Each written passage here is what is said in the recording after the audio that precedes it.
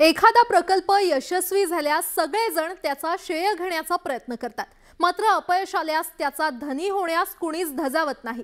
Vedanta Foxconn प्रकरणात देखील तेच घडल्याचं पाहायला मिळतंय। वेदांता फॉक्सकॉन प्रकरणी उद्योग मंत्री उदय सामंतांनी पूर्वीच्या सरकारवर जबाबदारी ढकलत हात झटकले, मात्र काही दिवसांपूर्वीच उद्योग मंत्र्यांनी या प्रकल्पासाठी थेट पंतप्रधानांना साकडं घालणार असल्याचं सांगितलं होतं। मग नेमकी कुठे माशी शिंकली असा प्रश्न आता विचारला जातोय। वेदांता नावाचा एक जो प्रोजेक्ट आहे 2.25 लाख कोटीचा आहे, तो जर महाराष्ट्रामध्ये आला तर त्यांना आम्ही चांगला इन्सेंटिव्ह पॅकेज देतोय। आणि या संदर्भात मी स्वतः मुख्यमंत्री महोदयांना विनंती केलेली आहे, उपमुख्यमंत्र्यांना विनंती केली आहे की आपण पंतप्रधान महोदयांशी चर्चा केली पाहिजे। आणि म्हणून आपण काही दिवसांपूर्वीच उद्योग मंत्री उदय सामंतांनी न्यूज 18 लोकमतच्या कार्यक्रमात हा दावा केला होता। वेदांता प्रकल्पाच्या माध्यमातून राज्यात मोठ्या प्रमाणात गुंतवणूक होणार असल्याचं त्यांनी सांगितलं होतं।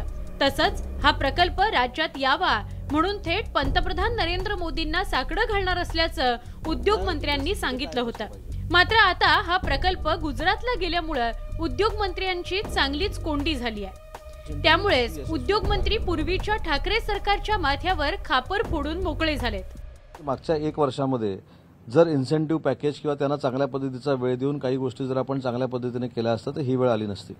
परंतु महाराष्ट्रामध्ये आणि गुजरातमध्येच कॉम्पिटिशन होतं अशातला भाग नाही। कर्नाटक आहे, त्याच्यानंतर तामिळनाडू आहे, या लोकांनी देखील ते पॅकेज दिलेलं होतं।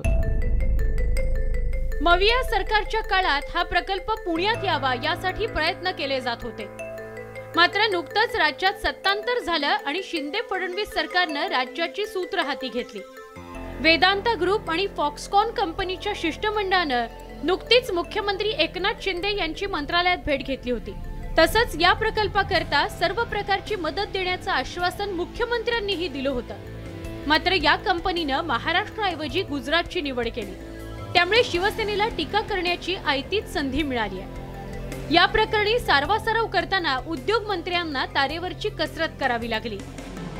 एक मात्र नक्की आहे की गुजरातपेक्षा आम्ही काय कमी पडलो याचा अभ्यास करावा लागेल आणि अजून त्यांना काय कन्व्हिन्स करून चांगलं पॅकेज देता येईल यासाठी मी स्वतः मुख्यमंत्री महोदयांना विनंती केलेली आहे, उपमुख्यमंत्री महोदयांना विनंती केलेली आहे।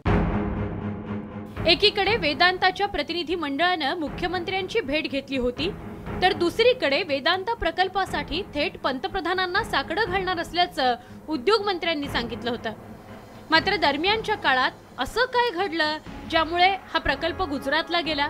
वेदांता प्रकल्प महाराष्ट्रात आणण्यात शिंदे सरकार अपयशी ठरलं की ठाकरे सरकारचे प्रयत्न अपुरे पडले याचा शोध घेण्याची आवश्यकता आहे।